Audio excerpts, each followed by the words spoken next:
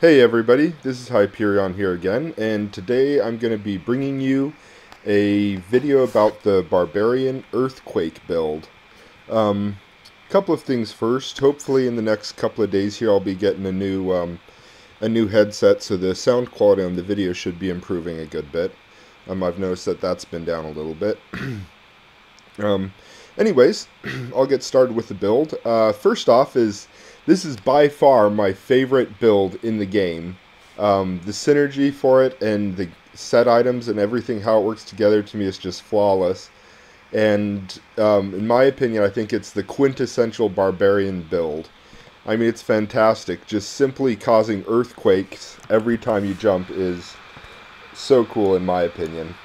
It's I think Blizzard did a fantastic job with the synergy on this, and I really like it. I've been a fan of the Barbarian class forever, and so seeing a build like this come out is just really fun.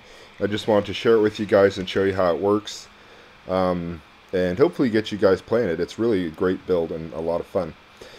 Anyways, this build is very, very, very heavily gear dependent. Without every piece of gear, or most of every piece of gear that I've got here, it really isn't going to work well. So I'll get right into it. The first and most important thing is going to be the Might of the Earth set.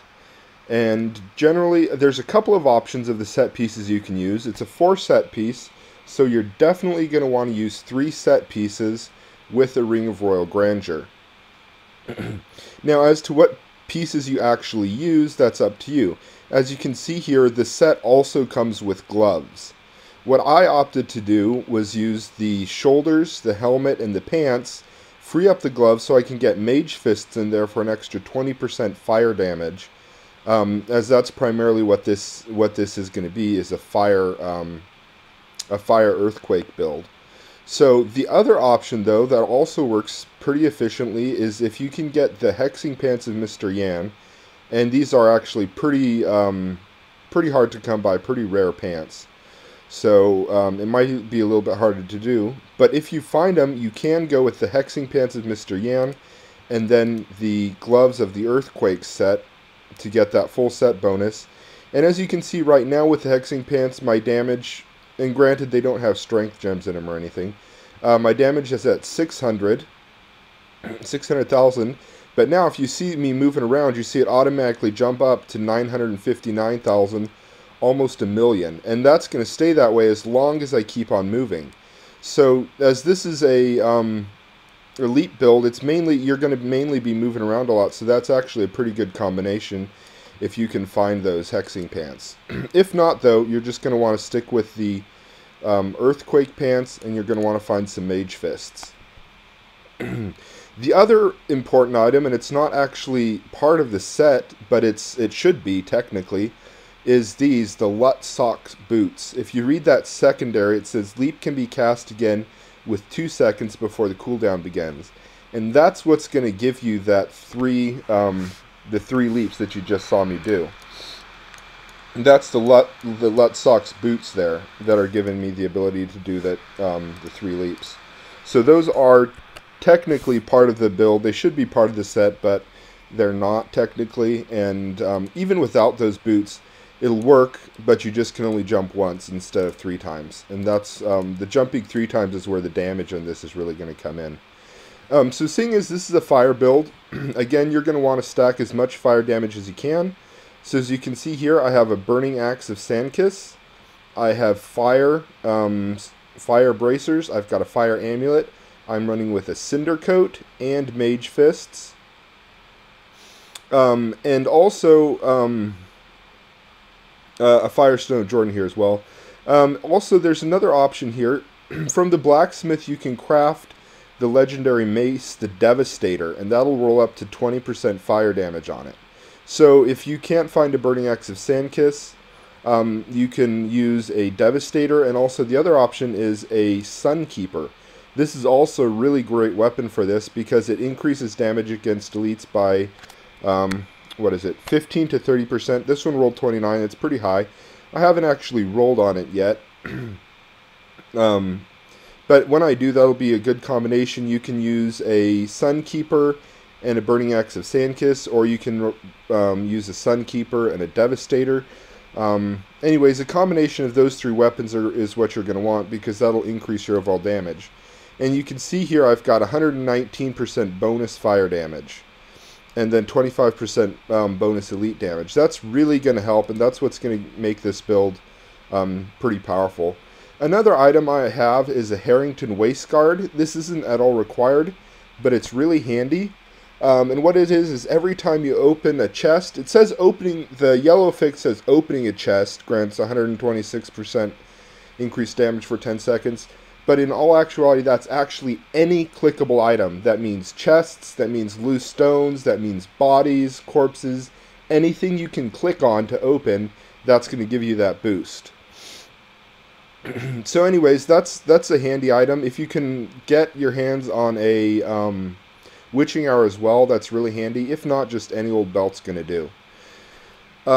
Anyways, those are the main items that you're going to want. Definitely a Cinder Coat. Those are really powerful. Mage Fists are also powerful. Those are really good items for this build. All of these items, except for the Ring of Royal Grandeur, of course, you can get from gambling from Kadala. So that's definitely a good way to gear up your Barbarian. Anyways, that's it for the gear. Now I'm going to talk a little bit about the skills. Obviously, the most important of them is going to be your leap. And what I prefer to use is Call of Ariat. And what that does is it pulls enemies, every time you leap, it pulls all enemies towards you. And why I like that is I like using that in combination with the Strong Arm Bracers, because that leap and the pull effect counts as the knockback that's going to proc that 23% damage increase. So effectively, by using that rune, you're going to be increasing your damage by 23% against pretty much everything except, I believe, bosses. So anyways, if you can get the Strong Arm Bracers, I'd really recommend that. You could also use Death from Above. That's pretty handy. Pretty much any of these. Iron Impact is also pretty handy. Launch is okay. I really don't care for it. Toppling Impact, that would be okay, but Leap isn't going to be the main damage dealer. Mainly, I'd stick with the Call of Ariat or Death from Above. If you can get the Strong Arm Bracers, definitely go with Call of Ariat. The next, and a lot of people don't realize this when they are working with the Earthquake build. They think you can, if you look here, I can take that Earthquake off. I don't have Earthquake skill equipped, and it still works. You see, I can still jump and cause the Earthquake. But the thing that people don't realize is if you don't have Earthquake equipped, you're just going to gain the base skill effect. The base effect here that you see, which is Shake the Ground Violently, dealing 2,600% weapon damage as fire over 8 seconds. That's what you're going to be doing when you leap. But what you want to do is you want to equip Earthquake, and you want to equip Molten Fury. That's going to increase Earthquake's damage by 4,500%. That's pretty much almost doubling the damage that Earthquake is doing. So you really want to make sure you have that equipped. A lot of people don't realize that if it's not equipped, you're going to be essentially cutting the damage you're going to do with Earthquake in half. So make sure you've got that. The other skills are going to be more or less up to you, but I'll just go ahead and tell you what I'm using and what I like to use and why. I like using Warcry with Impunity because that's going to give me just a little bit more all resist, a little bit more survivability, and it also is going to help your party out a whole lot. But you can use any other skill. You could also use like Battle Rage, Marauder's Rage to give yourself a little bit more damage. That's just what I like to use. I like to use Wrath of the Berserker with Insanity. I like that for Rift bosses or Elite packs. If you hit Wrath of the Berserker Insanity and do your Earthquake, you're going to melt Elite packs in no time. I like to use Avalanche with Volcano. That's pretty decent AoE damage, and especially with the fire, you're going to be increasing that by quite a bit. But there's also like I was saying, this build synergizes really well, and so there's a little bit more reason why I'm actually going to be using this than just simply for the damage it can do. And then you're also gonna this build is going to generate so much fury that you do not need a fury generator at all. So what you can do is you can just, as your main attack, you can use a fury spender. So like, I like Seismic Slam because it deals pretty good AoE damage. But you could also use Hammer of the Ancients with like Smash to give you single target, a little bit more single target damage. It's, again, like I said, it's totally up to you what you want to do. But you don't really need to use a fury generator at all. Okay, so now this is where it gets interesting, is looking at the passive skills. You're going to want to use Earth and Might, and this is what's going to help you generate a lot of fury as well. And this is part of the reason why I'm using that Avalanche. So if you see the Earth and Might, it says gain 30 fury when activating Avalanche or Earthquake. So you see here, if I cast Avalanche, I automatically get 30 fury, and then I can cast my Seismic Slam. So anyways, that's a really good passive to use. I like using Ruthless, but again, this is totally up to you. You deal 40% additional damage to enemies below 30% health. I really like this. I find this to be a pretty powerful passive, but again, you could switch it out for something like Weapons Master. Totally up to you. I like Brawler. If you're in a rifting party with like an exploding palm monk, you're pretty much always going to be surrounded by 3 enemies when you're leaping and moving around.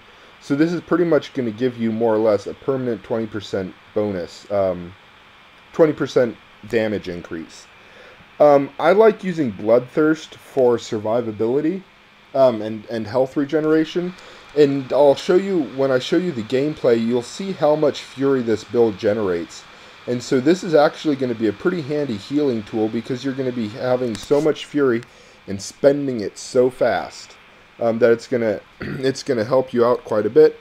But again, you could switch this out for any other survivability skill, Superstition, Tough as Nails, Nerves of Steel, anything like that. You could run Boon of Bolcathos to give yourself a cooldown on Wrath of Berserker. It's up to you and what you need. I'm just telling you what I like to use.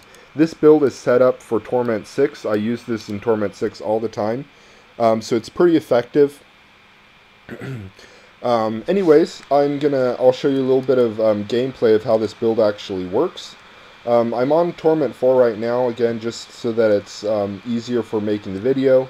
Don't really have to worry about kiting anything, but I'll take you guys down to the Halls of Agony level 3, and you'll actually get to see a little bit how this build works and how effective it is. So like I said, your main damage dealer is going to be Leap, and you can see here that has massive AoE damage. I'm just melting just about everything I touch. You've got Earthquake here, so that you can, and every time something gets killed by that Earthquake, it reduces the cooldown of this Earthquake. You've got Avalanche, and then you can just leap again. Then you can use the Seismic Slam, and you see how much fury that everything is generating here. And that's why I like to use that skill, the Bloodlust or Bloodthirst, that gives you that extra life per fury spent. Another thing that's really handy to get on this that I didn't go over in the gearing section is if you can get cooldown reduction. The more cooldown reduction you can get without sacrificing a lot of damage, it's going to be really helpful. Because that's going to allow you to leap more, it's going to allow you to do a lot more damage. So it's important wherever you can get it. I'm going to see if we can maybe find an elite pack or something around in here to show you how. Yeah, here we go. Go into Wrath of the Berserker, just leap around a little bit, and then I like throwing that Seismic Slam. You see how fast that pack went down? Took no time at all. Anyways, like I said, this is a great build for pretty much any Torment level. I use it in Torment 6 and it works just fine. It's mainly an AoE build. In Torment 6, you'll find that it's going to be a little bit weak against... it's going to be weak against the Rift Guardians or Elite packs, but it's really fantastic for trash clearing. Anyways, I hope you guys enjoyed the video, enjoyed the guide. If you can get the pieces together, like I said, this is my all-time favorite build in the game right now. Just how it works, the synergy, and the fact that it seems like it's such a barbarian, the quintessential barbarian build. I hope you guys can put it together and mess around with it. I've had a lot of fun using it. Anyways, if you guys, again, if you have any comments, questions, leave those down below, and I'll do my best to get back to you. Until then, have a great time, and I will be back at you later with more videos.